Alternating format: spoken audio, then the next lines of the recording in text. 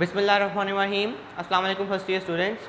आज का जो हमारा टॉपिक है वो थोड़ा सा छोटा है, थोड़ा सा कंसाइस है, जिसके अंदर हमने सॉफ्टवेयर्स को डिस्कस करना है। ठीक है, अभी हमारा जो इससे पिछला टॉपिक था वो हमारा हार्डवेयर के बारे में था, जिसके अंदर हमने इनपुट डिवाइसेस को और फिर हमने आउटपुट डिवाइसेस को डिस्कस किया था। तो आज का हमारा जो टॉपिक है वो सॉफ्टवेयर के बारे में।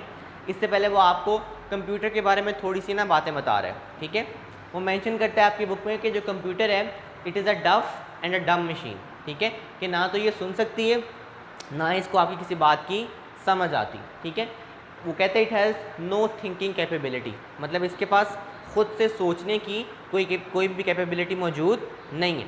मीनिंग ये इस बात का कि कंप्यूटर जो है वो बेसिकली एक ऐसा बच्चा है कि जिसको हम जो चीज़ भी बता देंगे वो एग्जैक्टली उसी को ही फॉलो करेगा।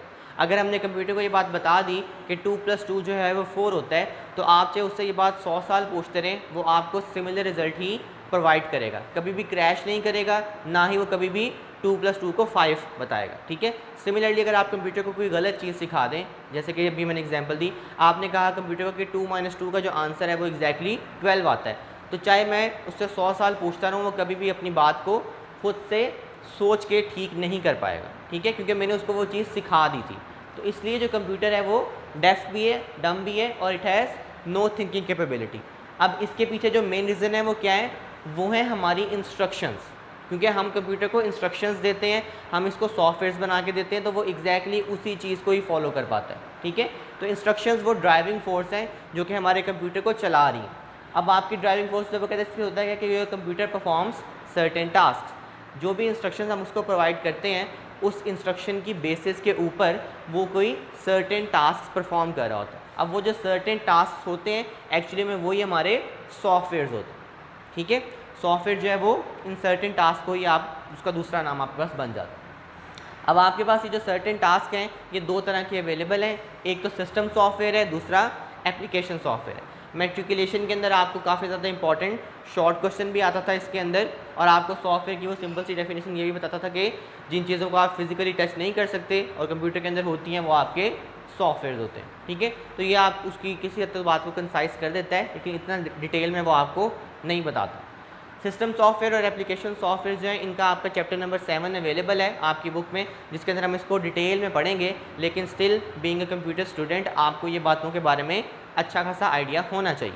अभी भी जब मैंने ये बात स्टार्ट की है तो हो सकता है कि आपके माइंड में ये बात आई हो कि आजकल के दौर में तो स्मार्टफोन्स अवेलेबल हैं, AI जो आपकी आर्टिफिशियल इंटेलिजेंस है वो आ गई है, तो फिर हम कैसे कह सकते हैं कि कंप्यूटर के पास थिंकिंग कैपेबिलिटी नहीं है। ठीक है, तो वो बात भी आपकी ठीक है, लेकिन स्टिल अभी कंप्यूटर खुद से इतने एडवांस नहीं हो सके कि वो अपने फैसले खुद कर लें। आर्टिफिशियल इंटेलिजेंस के अंदर या स्मार्टफोन्स के अंदर भी जो मेन होल्ड होता है, वो जो ड्राइविंग फोर्स होती है वो बेसिकली हम यूज़र्स होते हैं। ठीक है, यहाँ वो कंपनी जिसने उसको बनाया है, स्टिल ड्राइविंग फोर्स अभी भी वही है। अभी भी कंप्यूटर्स ने या रोबोट्स ने दुनिया को भी टेक ओवर नहीं किया है इस चीज़ के अंदर। तो जो सिस्टम सॉफ्टवेयर है आपका, वो कहते हैं ये आपकी चीज़ों को मैनेज करता है और उनको मॉनिटर करता है। ठीक है, क्योंकि ये आपके सिस्टम को रन करेगा। डिफरेंट सोर्सेज होती हैं कंप्यूटर के पास। अब आपके पास जो मेन है वो आपके ऑपरेटिंग सिस्टम है या आपकी बैकअप की डिवाइसेस हैं। अब आपके पास सिस्टम सॉफ्टवेयर के अंदर आपके जो ऑपरेटिंग सिस्टम्स हैं, ठीक है, आपके पास अभी हम दो तरह की डिवाइसेस यूज़ कर रहे हैं। या तो हमारे पास हमारे कंप्यूटर और लैपटॉप्स हैं, या हमारे पास हमारे स्मार्टफोन्स हैं जो कि एंड्रॉयड या iOS की फॉर्म में। तो आपके पास जो आपके कंप्यूटर्स हैं वो जो मेनली ऑपरेटिंग सिस्टम को यूज़ करते हैं वो आपकी विंडोज़ है। अभी इस टाइम दुनिया में विंडोज़ 10 चल रही है, विंडोज़ 11 अभी रिसेंटली लॉन्च हुई है, तो विंडोज़ 10 हमारे पास मेनली यूज़ हो रही है एज एन ऑपरेटिंग सिस्टम। वही हमारे बैकअप मैकेनिज्म को भी कंट्रोल कर रही है, हमारे सिस्टम को मैनेज भी कर रही है और उसको मॉनिटर भी कर रही है। सिमिलरली अगर आप स्मार्टफोन्स में आ जाएँ तो आपके पास दो तरह के सिस्टम्स अवेलेबल हैं।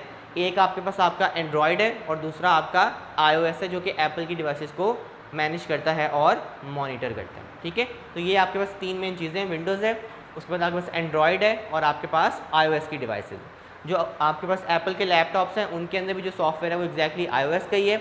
और विंडोज़ के अलावा भी कुछ सॉफ्टवेयर्स यूज़ होते हैं जिनके अंदर लिनक्स आता है, Ubuntu आ जाता है आपके पास, लेकिन वो उतना कॉमनली यूज़ नहीं होते, वो प्रोफेशनल लेवल पे यूज़ किए जाते हैं, जो कि सॉफ्टवेयर इंजीनियर्स होते हैं वो उसको यूज़ करते हैं। आप लोगों के लिए जो विंडोज़ है वही बात काफ़ी है। देन हम मूव ऑन करते हैं एप्लीकेशन सॉफ्टवेयर्स की तरफ। ठीक है। एप्लीकेशन को ही आपने वर्ड छोटा करके अब ऐप्स बनाई हुई हैं जो कि आपके ऐप स्टोर अवेलेबल होते हैं, आपका जो प्ले स्टोर अवेलेबल होता है, तो ये वो वर्ड यहीं से ही निकला था। एप्लीकेशन सॉफ्टवेयर जो है वो भी सेट ऑफ प्रोग्राम या सेट ऑफ इंस्ट्रक्शंस ही होती हैं, लेकिन ये कोई एक पर्टिकुलर काम कर रही होती हैं। हम इसको कोई पर्टिकुलर टास्क दे देते हैं और ये सिर्फ उसी को ही परफॉर्म करके आपको दिखा रहा होता है। तो एप्लीकेशन सॉफ्टवेयर जो है वो क्या है, सेट ऑफ प्रोग्राम्स और instructions used to accomplish a given task. अब वो जो गिवन टास्क है वो कुछ भी हो सकता है। आपके माउस के बटन की इंस्ट्रक्शन हो सकती है, कीबोर्ड की इंस्ट्रक्शन हो सकती है, आपने किसी गाने को प्ले किया होगा, आपने कोई गेम चलानी होगी, या इससे भी बड़े लेवल पे कोई ना कोई वर्किंग हो सकती है। तो वो सारी की सारी बातें जो हैं वो एप्लीकेशन सॉफ्टवेयर के अंदर ही आएंगी। अब आपको एग्जांपल दे रहा है कि इसके जो यूजर्स हैं वो कमर्शियल भी हैं, साइंटिफिक भी हैं, फाइनेंशियल भी हैं और गेम्स भी, ठीक है। ऑब्वियसली कमर्शियल और फाइनेंशियल का तो आपका इतना ताल्लुक नहीं है। इसकी आप एग्जांपल सिंपल सी एक समझ लें कि जो जब आप बैंक्स में जाते हैं तो उनके पास अपने सॉफ्टवेयर्स बने पड़े हैं, ठीक है। उन सॉफ्टवेयर्स को आप एप्लीकेशन सॉफ्टवेयर्स कह सकते हैं। क्यों?